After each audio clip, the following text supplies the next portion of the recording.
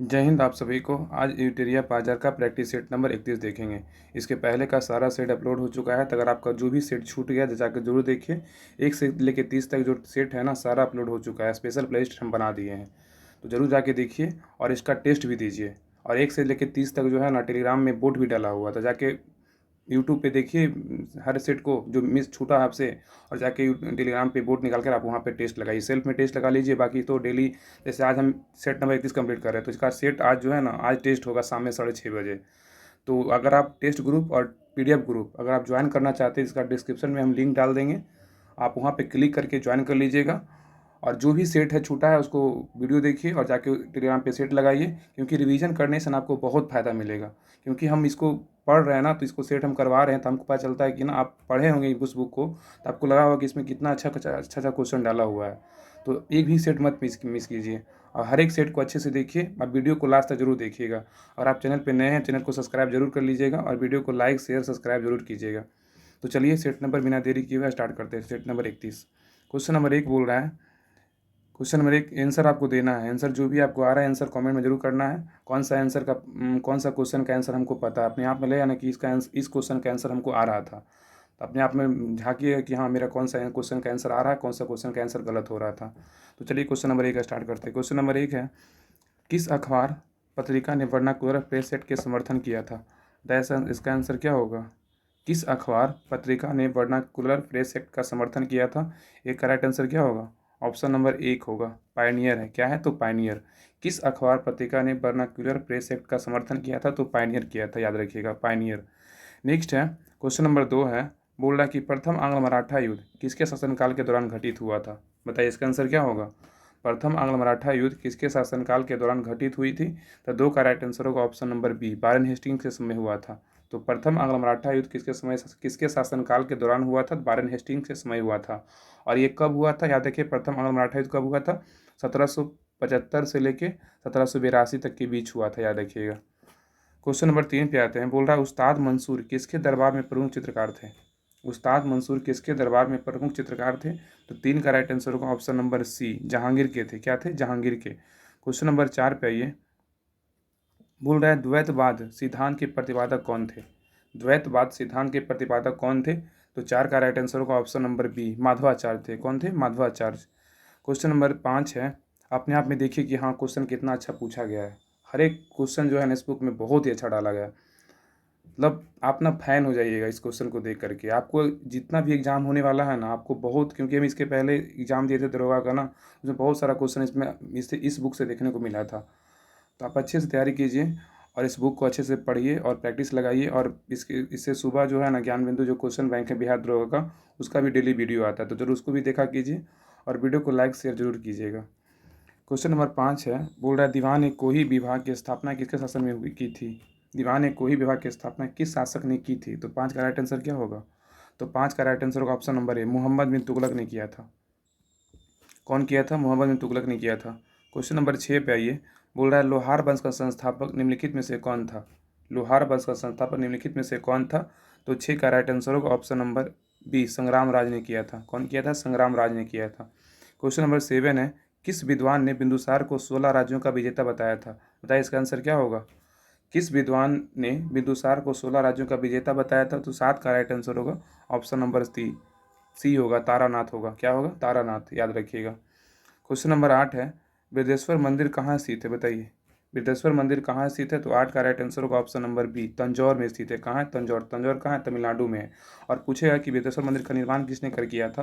याद रखिए, राज प्रथम ने किया था, या राज प्रथम ने इसका निर्माण किया था, याद रखिएगा। तो बृहदेश्वर मंदिर का कहाँ स्थित है? तंजौर में स्थित है। क्वेश्चन नंबर नेक्स्ट है, निम्नलिखित में से कौन सा वेद कन्याओं की जन्म की निंदा करता है? बताइए इसका आंसर क्या होगा? निम्नलिखित में से कौन सा वेद कन्याओं की जन्म की निंदा करता है? तो नो का राइट आंसर होगा ऑप्शन नंबर डी, अर्थवेद करता है। कौन करता है? अर्थवेद करता है। क्वेश्चन नंबर 10 है, बोल रहा है, वैदिक काल में जीवन भर अविवाहित रहने वाली महिला को क्या कहा जाता था? बहुत ही अच्छा क्वेश्चन है। वैदिक काल में जीवन भर अविवाहित रहने वाली महिला को क्या कहा जाता था? तो 10 का राइट आंसर होगा ऑप्शन नंबर सी, अमाजू कहा जाता था। क्या? अमाजू। नेक्स्ट है, क्वेश्चन नंबर 11 है, किस ग्रह का विशिष्ट गुण उसके चुंबकीय क्षेत्र का होना है? किस ग्रह का विशिष्ट गुण उसके चुंबकीय क्षेत्र का होना है? तो 11 का राइट आंसर होगा ऑप्शन नंबर बी, बुध का है। क्या है? बुध का। क्वेश्चन नंबर ये 12। क्वेश्चन नंबर 12 बोल रहा है कि भूमध्य सागर का प्रकाश स्तंभ किस ज्वालामुखी को कहा जाता है? बताइए, भूमध्य सागर का प्रकाश स्तंभ किस ज्वालामुखी को कहा जाता है? तो यार क्या 12 का राइट आंसर क्या होगा? 12 का राइट आंसर होगा ऑप्शन नंबर डी, स्ट्राम्बोली ज्वालामुखी को कहा जाता है। क्या है? ये जो है ना एक सक्रिय ज्वालामुखी, याद रखिएगा। ये स्ट्राम्बोली ज्वालामुखी जो है इटली के सिसिली के उत्तर में लिपरी द्वीप में स्थित है, याद रखिए। स्ट्राम्बोली ज्वालामुखी जो है ना इटली के सिसिली के उत्तर में लिपरी द्वीप पर स्थित है। स्ट्राम्बोली ज्वालामुखी एक ऐसा ज्वालामुखी सक्रिय ज्वालामुखी है। क्वेश्चन नंबर 13 है, आसवन बांध किस नदी पर स्थित है? आसवन बांध किस नदी पे स्थित है? 13 का राइट आंसर होगा ऑप्शन नंबर बी, नील नदी पे स्थित है। किस नदी पे? नील नदी पे। आंसर आप लोग जरूर दीजिएगा। आपको इतना अपने आप में अंदाजा लगा लीजिएगा, जैसे आप practice set full practice set करते हैं ना 100 क्वेश्चन का, आप समझ लीजिए कि 50 क्वेश्चन का ना प्रैक्टिस सेट ही हो रहा है।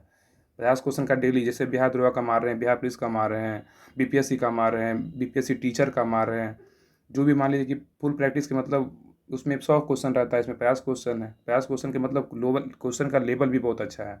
तो आप मानिए कि हम एक प्रैक्टिस सेट ही लगा रहे हैं। ठीक है, आप आंसर जरूर दीजिएगा। क्वेश्चन नंबर 14 बोल रहा है कि कौन सी नदी कृष्णा की सहायक नदी नहीं नदी है? बताइए, कौन सी नदी जो है कृष्णा की सहायक नदी है? इसका आंसर क्या होगा? तो 14 का राइट आंसर होगा ऑप्शन नंबर बी होगा, 1 2 3। कृष्णा की सहायक नदी कौन है? तो मूसी भी कृष्णा की सहायक नदी, कोयना भी कृष्णा की सहायक नदी है, और दूध गंगा भी किसका है? कृष्णा की सहायक नदियाँ ही हैं।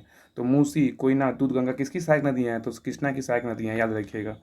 क्वेश्चन नंबर 15 है, बोल रहा है भारत में सर्वाधिक वर्षा किस मानसून के कारण होती है? बताइए, भारत में सर्वाधिक जो वर्षा होता है किस मानसून के कारण होती है? तो 15 का राइट आंसर होगा ऑप्शन नंबर ए, दक्षिण पश्चिम मानसून के कारण होता है, याद रखिएगा। क्वेश्चन नंबर 16 बोल रहा है, पड़ोसी देश बांग्लादेश के साथ कितने भारतीय राज्य सीमा साझा करता है? बताइए, पड़ोसी देश बांग्लादेश के साथ कितने भारतीय राज्य सीमा साझा करता है? बताइए, इसका आंसर क्या होगा? तो इसका राइट आंसर का ऑप्शन नंबर सी होगा। 16 का राइट आंसर क्या है? ऑप्शन नंबर सी होगा, 5 राज्य करता है। कौन कौन राज्य करता है? 5, याद रखिएगा। असम एक है, असम करता है, अच्छा से नहीं लिखा रहा है, देखिएगा। असम एक करता है, पश्चिम बंगाल करता है, वेस्ट बंगाल एक करता है, मिजोरम, याद रखिएगा, एक करता है मिजोरम, एक करता है मेघालय, मेघालय करता है, एक करता है त्रिपुरा करता है, याद रखिएगा, त्रिपुरा। तो पड़ोसी देश बांग्लादेश के साथ जो है ना 5 राज्य सीमा साझा करता है। 5 राज्य कौन है? असम है, पश्चिम बंगाल है, मिजोरम है, मेघालय, त्रिपुरा है। असम, पश्चिम बंगाल, मेघालय, मिजोरम, त्रिपुरा, ये 5 राज्य जो है ना बांग्लादेश के साथ सीमा साझा करता है। अब क्वेश्चन नंबर आइए 17 पे। बोल रहा है कि भारत तथा चीन के मध्य मैकमोहन रेखा का निर्धारण किस वर्ष किया गया था? बताइए, इसका आंसर क्या होगा? भारत तथा चीन के मध्य मैकमोहन रेखा का निर्धारण किस वर्ष किया गया था? तो 17 का राइट आंसर का ऑप्शन नंबर बी, 1914 ईस्वी में किया गया था, याद रखिएगा। कब किया गया था? 1914 ईस्वी में।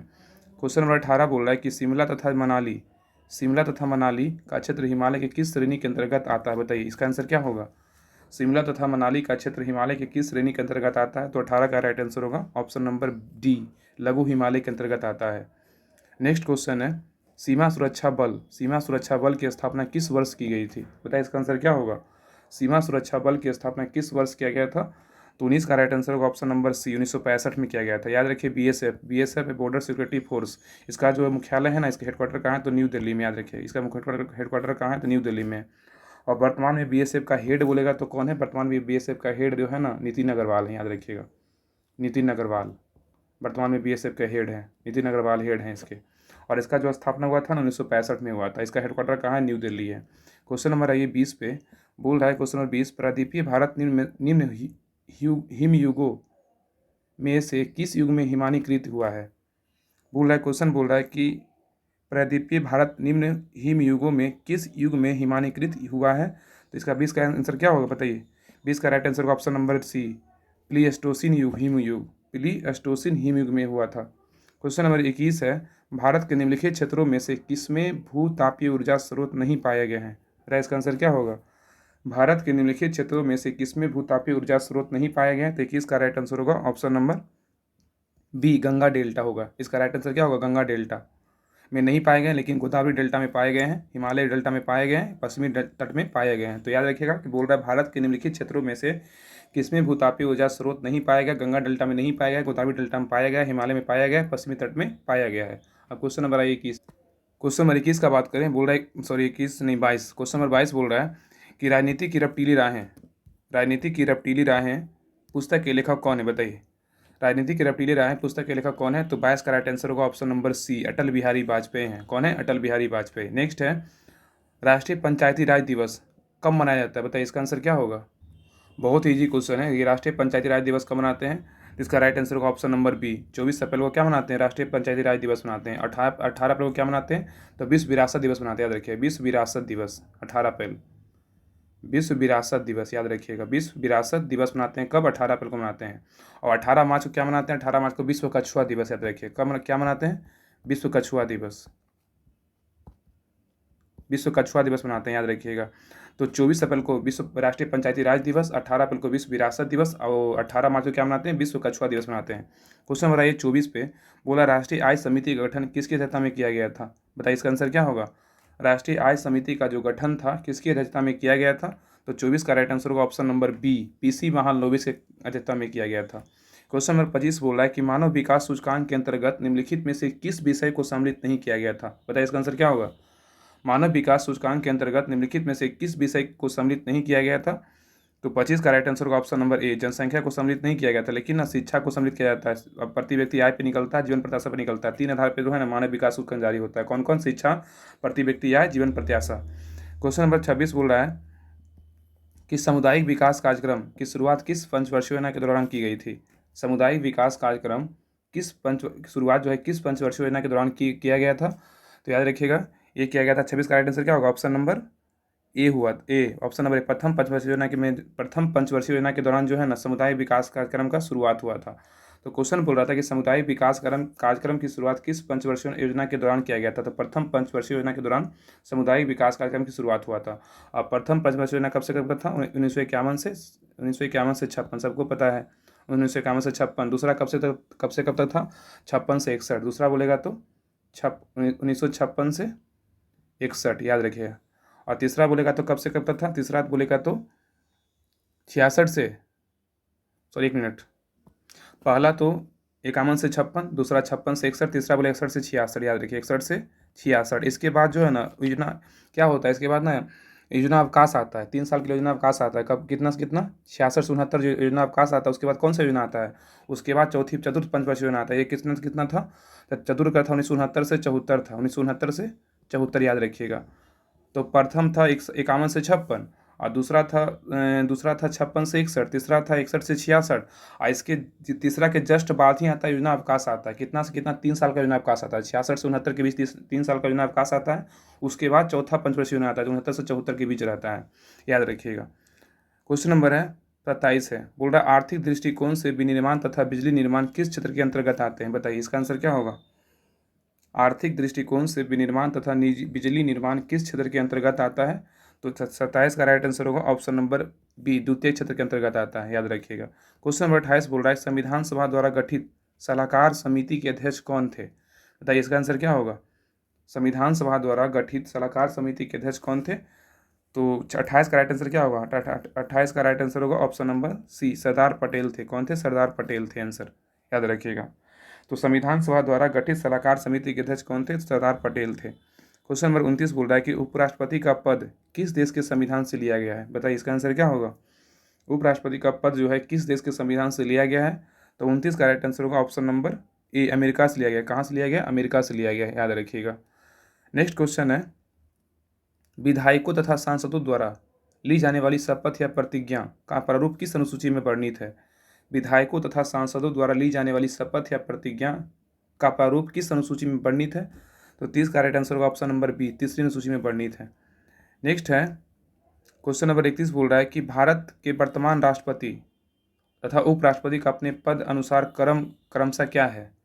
बताइए भारत के जो वर्तमान राष्ट्रपति हैं उनका क्रम कैमा है, उपराष्ट्रपति का क्रम कैमा है? तो बताइए इसका 31 का राइट आंसर होगा ऑप्शन नंबर डी है।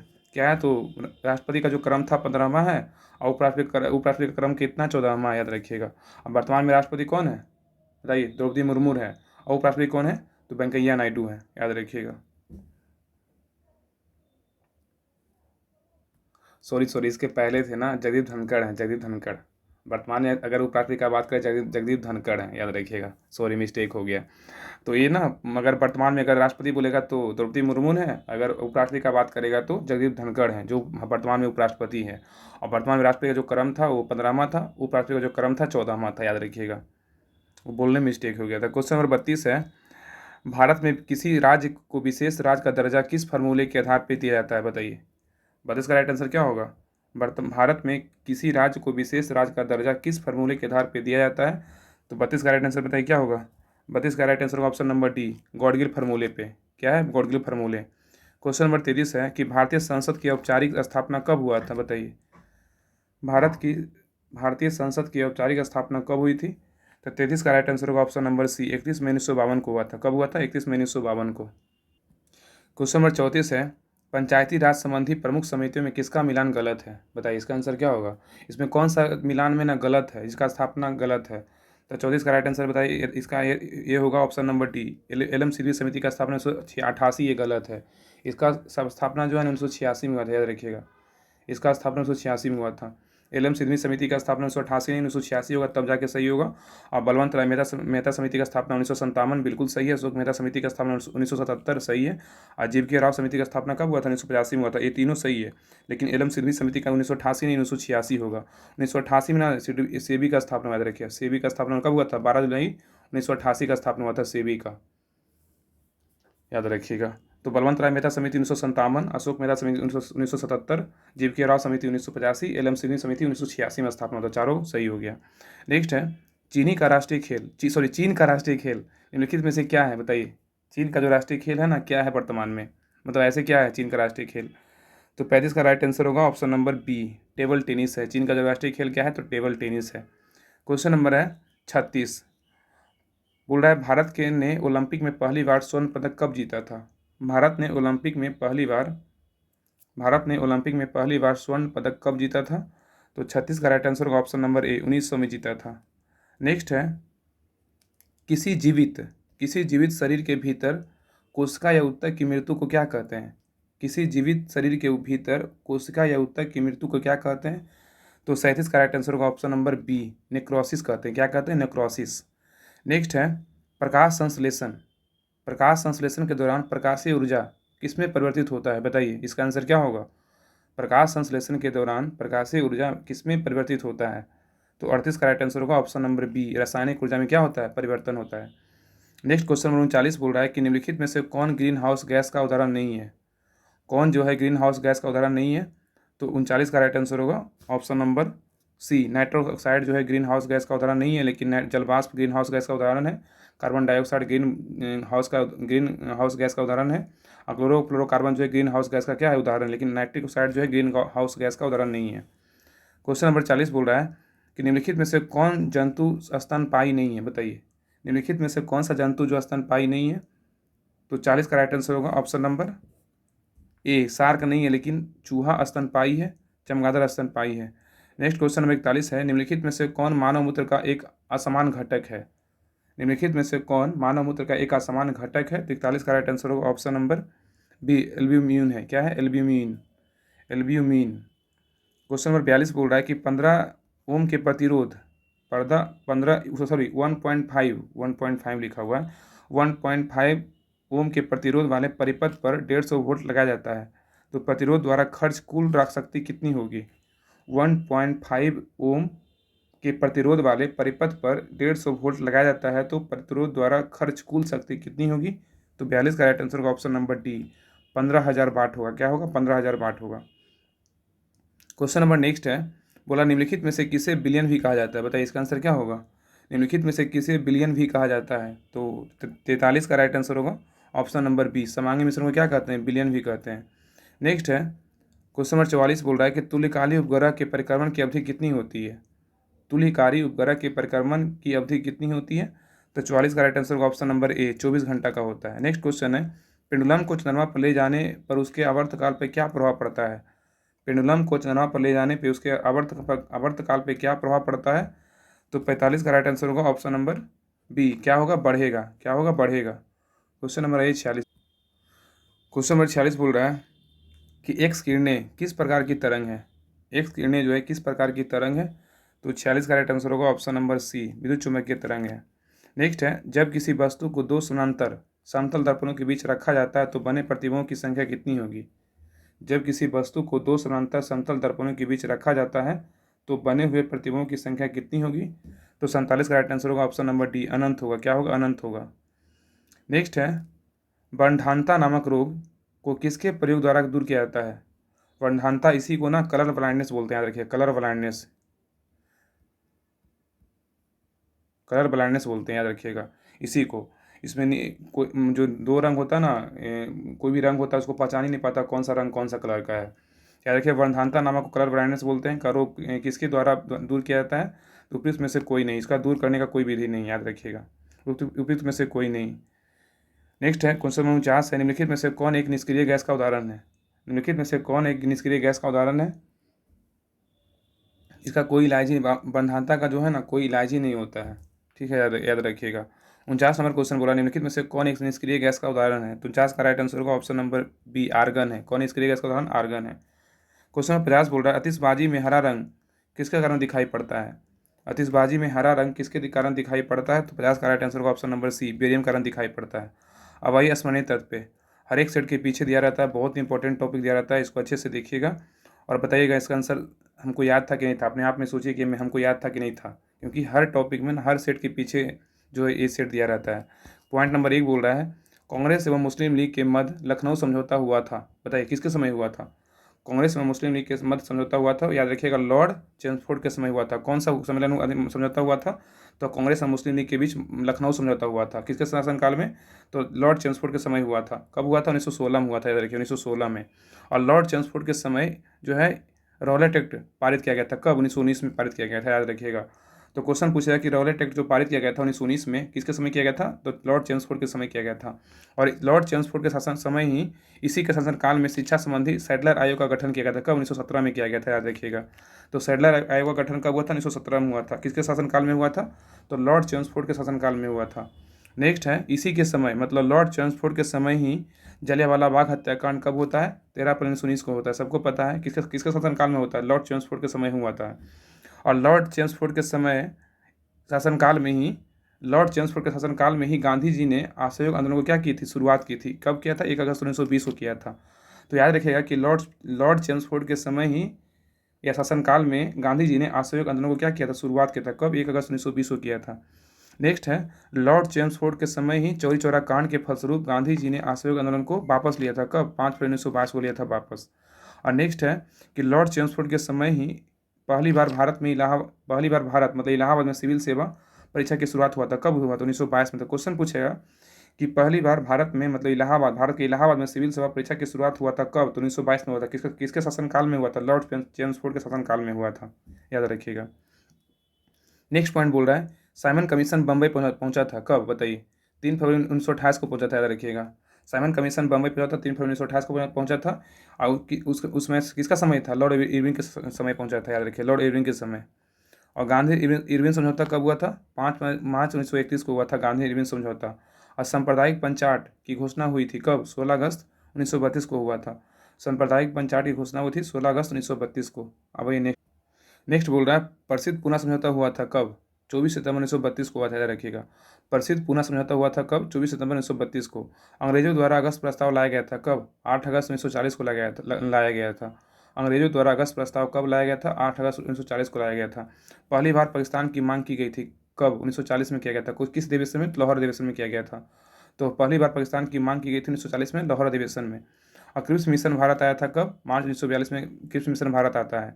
और क्रिप्स मिशन के साथ कांग्रेस की तरफ से आधिकारिक वार्ताकार जवाहरलाल नेहरू एवं अबुल कलाम आज़ाद थे। तो याद रखिएगा, क्रिप्स मिशन के साथ कांग्रेस की तरफ से आधिकारिक वार्ताकार जवाहरलाल नेहरू एवं अबुल कलाम आज़ाद थे। नेक्स्ट है, गोलमेज सम्मेलन दिया हुआ है, वर्ष दिया। तो कौन कौन जो गोलमेज सम्मेलन कब हुआ था। तो प्रथम गोलमेज सम्मेलन हुआ था 12 नवंबर 1930 को हुआ था। और द्वितीय गोलमेज सम्मेलन कब हुआ था, 7 सितंबर 1931 को हुआ था। और तृतीय गोलमेज सम्मेलन कब हुआ था, 17 नवंबर 1932 को हुआ था। याद रखिए, प्रथम 1930, दूसरा 1931, तीसरा हुआ था 1932 में। तो प्रथम गोलमेज जो सम्मेलन हुआ था 12 नवंबर 1930 को। और द्वितीय गोलमेज जो सम्मेलन हुआ था 7 सितंबर 1931 को। और तृतीय गोलमेज सम्मेलन हुआ था 17 नवंबर 1932 को हुआ था। तीनों लगातार ही हुआ था, 30, 31, 32।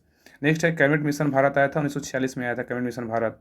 नेक्स्ट है, इसके सदस्य थे तो कैबिनेट मिशन के जो सदस्य थे कौन कौन थे? स्टैनफोर्ड क्रिप्स, पैथिक लॉरेंस और ए बी अलेक्जेंडर। याद रखिए, ट्रिक में ना काल याद रखिए, KAL, काल। तो Stan Cripps, Pethick Lawrence, Lawrence A B Alexander, याद रखिएगा। तो कैबिनेट मिशन के सदस्य कौन कौन थे? 3 से, Stafford Cripps, Pethick Lawrence, A B Alexander. Next है माउंट बेटन योजना घोषित किया गया था कब? 3 जून 1947 को घोषित किया गया था।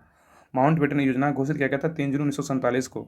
ब्रिटिश संसद में भारतीय स्वतंत्रता विधेयक प्रस्तुत किया गया था कब? 4 जुलाई 1947 को किया गया था। ब्रिटिश संसद में भारतीय स्वतंत्रता विधेयक प्रस्तुत किया गया था 4 जुलाई 1947 को।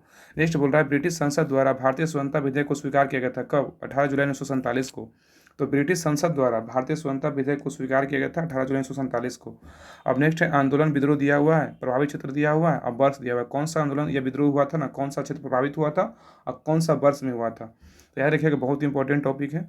तो सन्यासी विद्रोह हुआ था, बिहार बंगाल प्रभावित क्षेत्र था, ये 1700 से 1800 के बीच हुआ था। सन्यासी विद्रोह बिहार बंगाल 1700 से 1800 के बीच। नेक्स्ट है फकीर विद्रोह हुआ था बंगाल में, ये हुआ था 1776 से 77 के बीच हुआ था।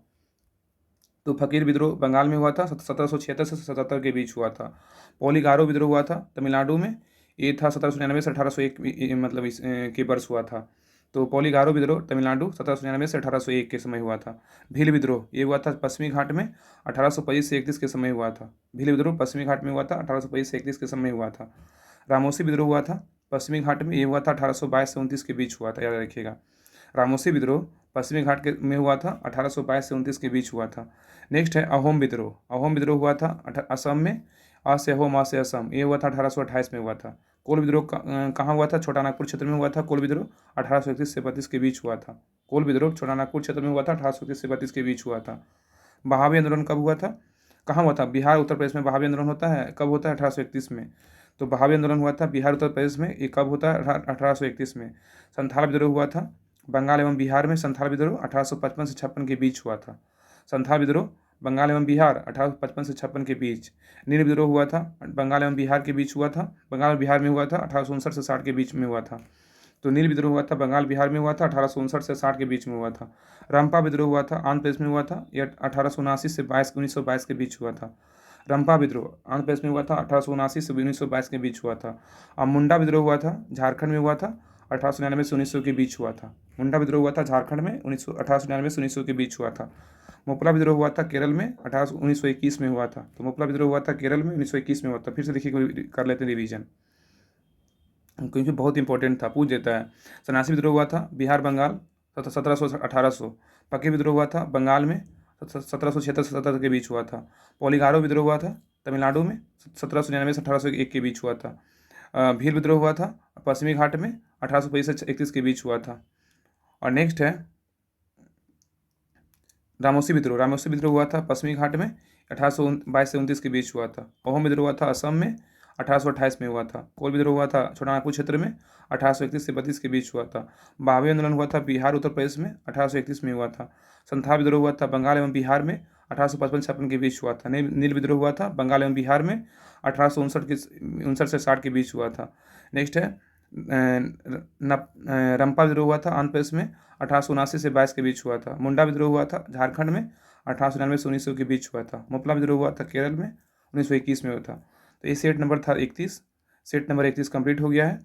अब वीडियो को लाइक जरूर कीजिएगा और शेयर जरूर कीजिएगा। अगर आप चैनल पे नए हैं सब्सक्राइब जरूर कर लीजिएगा। और पीडीएफ ग्रुप और टेस्ट जहाँ पे होता है उस ग्रुप का लिंक, एक करंट अफेयर्स ग्रुप, तीनों का लिंक हम डिस्क्रिप्शन में डाल देंगे। आप वहाँ पे लिंक पे क्लिक करके ज्वाइन कर लीजिएगा और अपनी तैयारी को और बेहतर कीजिए। और कोई अगर क्वेश्चन आप वीडियो को अगर एक बार में अच्छे से क्वेश्चन याद नहीं हो, दोबारा फिर देखिए वीडियो, जितना बार देखिएगा रिवीजन हो जाएगा। और बाकी पीडीएफ तो उसमें डाला हुआ रहता ही है, पीडीएफ से एक बार और पढ़ लीजिए, जितना मन करे उतना बार पढ़िए, सारा याद हो जाएगा। एक 20-25 मिनट का वीडियो नहीं रहता है, एक बार 2 बार 3 बार देखिएगा, सारा याद हो जाएगा क्वेश्चन। तो चलिए आज तक के लिए यहीं तक रहने देते हैं, तब तक के लिए जय हिंद।